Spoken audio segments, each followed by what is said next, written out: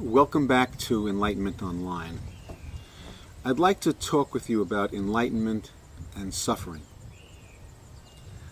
In the mid-1970s, I traveled to Europe, specifically to Greece, and I had an accident there at the Oracle of Delphi, as a matter of fact, and found myself marooned and laid up in Athens for several weeks.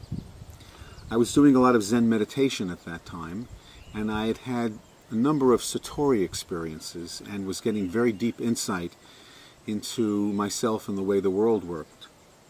Or at least I thought that was true. Every day I'd go down to the Platea Syntagma, Constitution Square, and I would sit in a cafe and I'd have tea and write, and I would look at all the people around me, feeling very compassionate for them because they were continuing to suffer, while I, who had had these fantastic Satori experiences, was finished with suffering in this life. How I put up with myself, I really don't know, but I managed to. The point of this story is not just about the pitfalls of pride, which was certainly evident in my reaction, but in the fact that I firmly believed that there was a place or a condition called enlightenment which was going to save me from suffering. After all the Zen masters that I had had contact with or saw pictures of always had a kind of peaceful smile playing around their lips, and it didn't seem to me that they were suffering the way I was suffering. So it leads me to this. What keeps us from enlightenment is not what we do not know. It's what we think we know that keeps us from enlightenment. In other words, our concepts, our conditioned thinking, our prior ideas, our closely held knowledge is what keeps us from seeing reality as it is. And seeing reality as it is what enlightenment is about. One of the concepts that I had in my thinking, in my conditioned thinking, was that awakening was somehow going to nullify suffering, and it was going to exempt me from the suffering that's universal to all beings. The Buddha said life is suffering.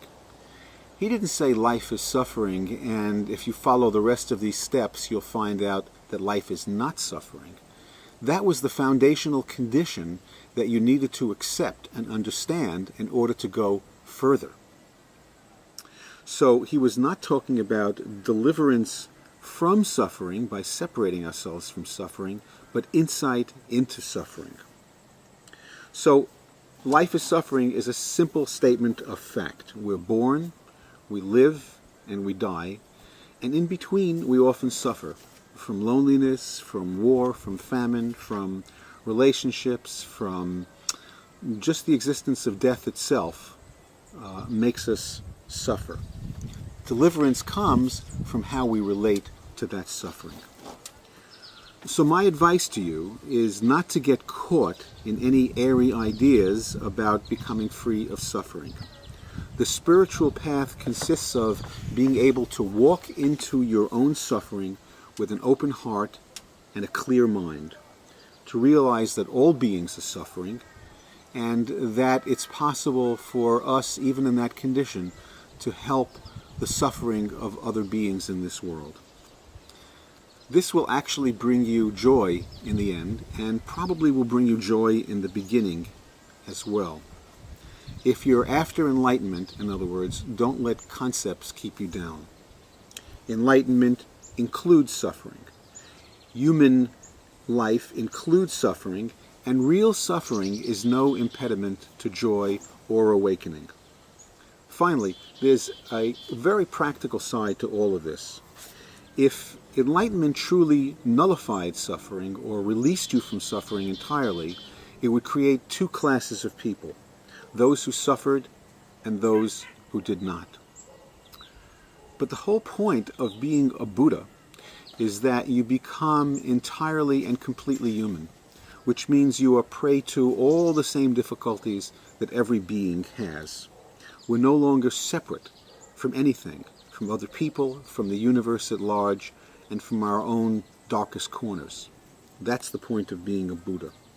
It's this ability to surrender completely to the human condition that conquers suffering's ability to separate us from life.